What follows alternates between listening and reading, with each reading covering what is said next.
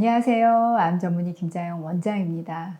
오늘부터는 제가요, 암 보완 치료로서 고압산소 치료에 대해서 몇 편 시리즈로 준비할 예정입니다. 고압산소 치료는 우리 암 보완 치료를 받는 분들 가운데에서는 너무도 잘 아는 치료이기도 해요. 많이들 하고도 계시고요. 생소한 분들은 이번 영상을 통해서 이런 치료 있구나 아시면 되고, 고압산소 치료 하시는 분들은 이런 효과구나 이렇게 아시면 될 것 같아요. 고압산소 치료 때문에 병원을 옮길 정도이기 때문에 어떤 환자분들은 정말 이 고압산소 치료에 대한 열망도 굉장히 크시거든요. 그래서 이 고압산소 치료 도대체 어떤 항암 효과를 기대하고 우리가 치료를 하게 되는 치료인지, 오늘은 그 이야기, 고압산소 치료는 무엇이고 어떤 항암 효과, 이 이야기를 좀 풀어보겠습니다.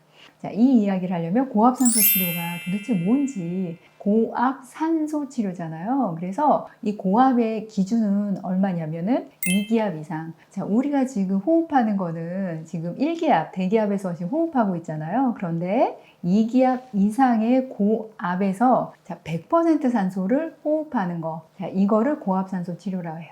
그럼 우리가 보통 공기, 여기서 숨 쉴 때 산소는 몇 %인가? 약 21%거든요.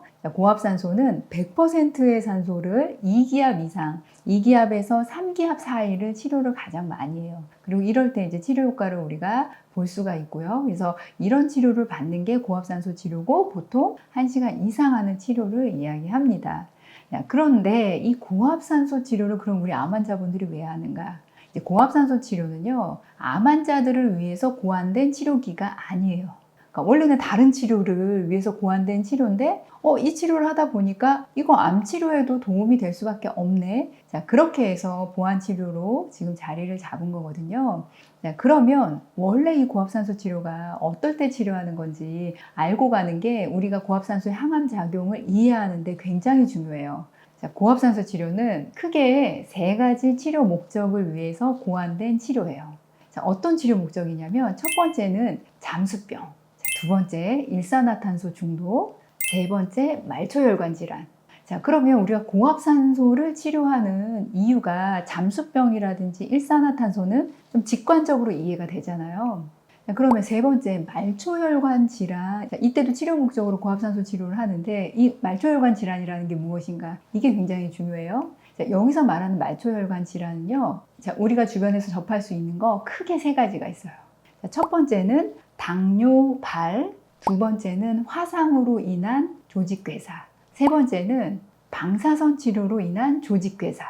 여러분들이 화상으로 인한 조직괴사나 방사선으로 인한 조직괴사는 언뜻 상상이 되시잖아요. 그런데 당뇨발은 뭔가? 당뇨발은요, 우리 당뇨가 굉장히 심하면 말초혈관 질환으로요, 이제 발부에 상처나 염증이 시작이 되면 이게 점점 심해져서 말초혈관이 괴사되고, 혈관이 괴사되니까 주변에 영양분, 산소 공급이 안 되고, 그러면 조직괴사가 되고, 그게 점점 부위가 넓어지면서 이거를 그대로 두면 다리를 절단해야 될 정도로 심각해지는 병이 당뇨발이거든요. 이거를 치료할 때 하는 게 고압산소 치료다. 미국에서는요, 이 고압산소 치료 가장 많이 하는 정증이 당뇨발이에요. 당뇨발 괴사를 막는 치료, 화상으로 인한 조직 괴사를 막는 치료, 그 다음에 방사선 치료로 인한 조직 괴사를 막는 치료.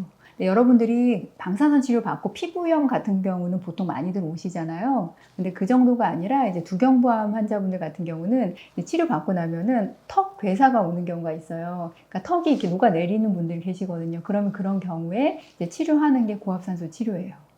이것들을 다 말초혈관 질환이라 하고, 이때 고압산소 치료를 한다.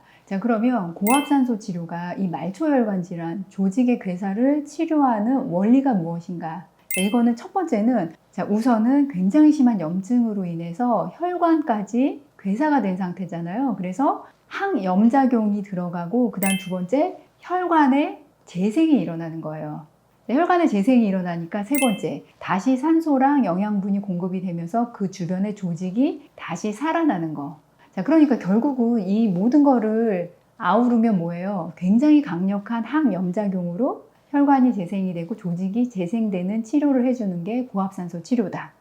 그러면 이 상태에서 이 원리를 그대로 암 치료에 적용한 거예요. 이 원리면은 암 치료에도 되겠구나. 자, 그러면 왜 암 치료에 되는지 제가 한번 적용해 볼게요. 우리가 보통은 암덩이를 염증 덩어리라고 해요. 자, 이거는요, 수술하신 선생님들 사진 찍어 놓은 거 보면요, 바로 이해가 돼요. 암덩이 떼어낸 거 보면은 완전 염증 덩어리거든요. 자, 그러면 이 염증 덩어리는 어떤 특성이 있냐면, 염증이 일단 많이 있고, 이 염증이 많으면 혈관 형성이 잘 안 돼요. 그래서 여러분들이 하는 항암제가 효과적으로 잘 안 들어가거든요. 자, 그리고 혈관 형성이 잘 안 돼 있으니까 이 암은 저산소증에 시달리고 있겠죠.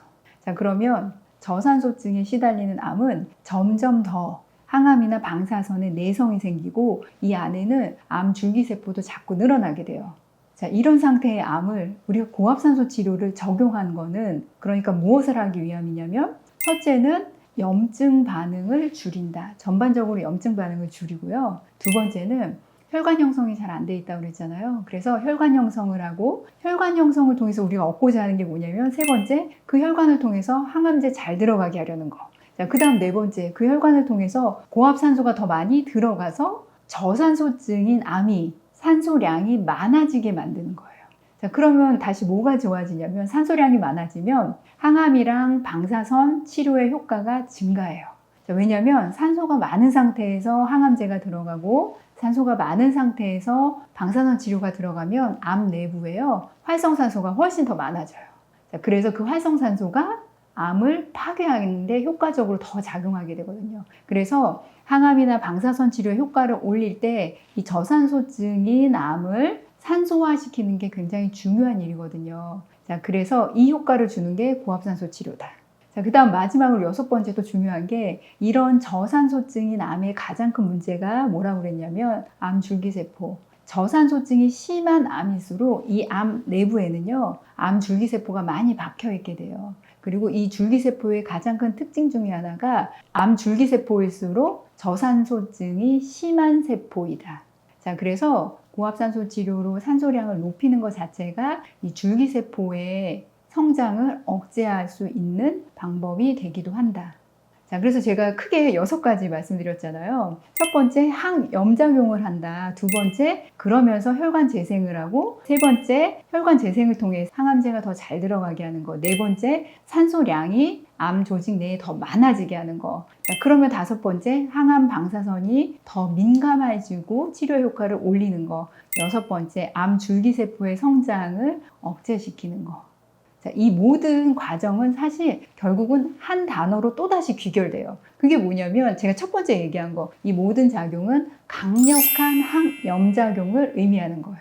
자, 이 치료를 위해서 하는 게 고압산소 치료고, 그래서 이제 고압산소 치료는 우리가 당뇨발이라든지 화상으로 인한 조직괴사, 그 다음에 방사선 치료로 인한 조직괴사 때 치료를 한다고 했잖아요. 적당한 염증이 아니라 사실 극심한 염증으로 조직이 괴사가 왔을 때 하는 치료가 고압산소 치료인 거거든요. 그래서 우리가 암을 정말 극심한 염증이다라고 생각했을 때 그때 보완요법으로 할 수 있는 치료가 고압산소 치료고, 그것의 효과는 제가 6가지 정리해서 방금 전에 이제 말씀을 드렸죠. 자, 그래서 우리가 고압산소 치료를 이런 이유 때문에 하는 건데, 정말로 당뇨발이 낫고 화상이나 방사선 치료로 인한 조직 괴사가 낫는 치료가 되는 고압산소 치료를 하려면 스케줄, 시간이 굉장히 중요할 거 아니에요. 제대로 해야지 그게 정말 치료되는 거잖아요. 어설피해서는 그 치료 안 되거든요.